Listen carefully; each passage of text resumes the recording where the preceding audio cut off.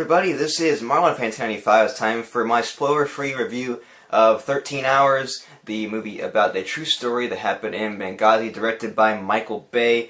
I really enjoyed this movie. It was a really intense, action movie that was just, it was a true story, and it just really brought you into the action of what these guys went through. I mean, it's like, of course, not, anywhere near what they experienced, but it tried to get you into the movie as much as possible to make you feel like as if you were there. And it was just a really well put together film. It's probably one of Michael Bay's best. He really put, this is definitely a passion project for him, and you can tell that he really put a lot of effort into this one and trying to make sure that he gets it right. So, Michael Bay's cinematography in this movie was just, great, and that mixed with the storytelling in this film really makes it, like I said, is one of Michael Bay's best. And just the way that the movie progressed, like it didn't put you right into it. It kind of gave you a little bit of backstory, and then about halfway through the movie is when stuff starts actually happening.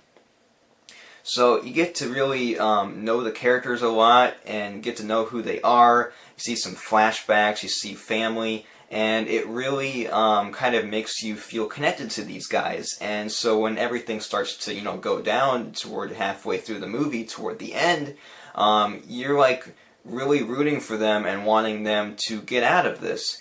And because you just feel so connected to the characters. And that's something that, you don't see much in a Michael Bay movie. Michael Bay movies are usually kind of just like, all over the top action, just, crazy summer blockbuster. And this one has a lot more heart to it, and it's really interesting to see a Michael Bay movie in this kind of light. So the action, as of course it is a Michael Bay movie, was very well done. He really does know how to, set up an action sequence. It really felt kind of confusing, actually, which I know is a kind of a downfall for a lot of people as far as Michael Bay movies. But it really worked in this one because, like I said, it kind of brought you more into what they were experiencing, because everything was just so chaotic, not knowing who's on whose side and stuff like that. So it really felt like you were, really experiencing this, and it really brought you into the story. And then there was also the humor that felt very real. Like, it was kind of like the jokes that they would kind of like, you could picture them, cracking in the middle of, this whole ordeal going on. And it didn't stay on the humor too long. They had their little joke, and then they moved on. There was a couple of good moments like that, and it just felt like something that would actually happen. Like, in those type of situations, I'm sure you kind of gotta try to, get a little lighthearted every once in a while, just so you don't go insane because of all this stuff happening. And adding that into the movie, really helped.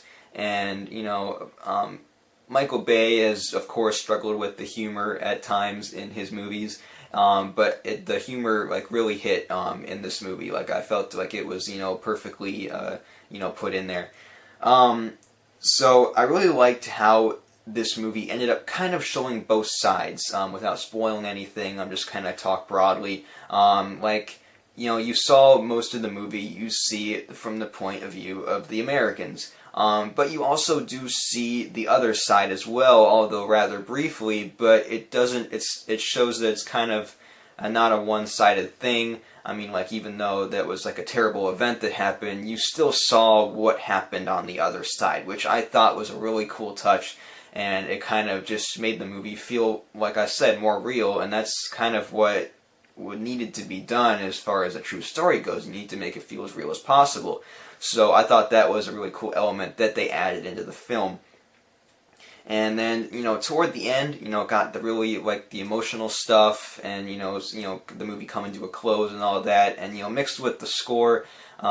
Steve Jablonsky did not do it this time. I think it was, I want to say his last name was Balfe that did it. I'll have to double check on that, but he did a great job, I feel, scoring this film. I know one of the last movies he did was Terminator Genisys. So I think that he did a great job, and just the whole emotional impact of toward the ending of this film really, hit home. and it was just I just really feel like this is a very well put together film, and I think Michael Bay really did a good job on this.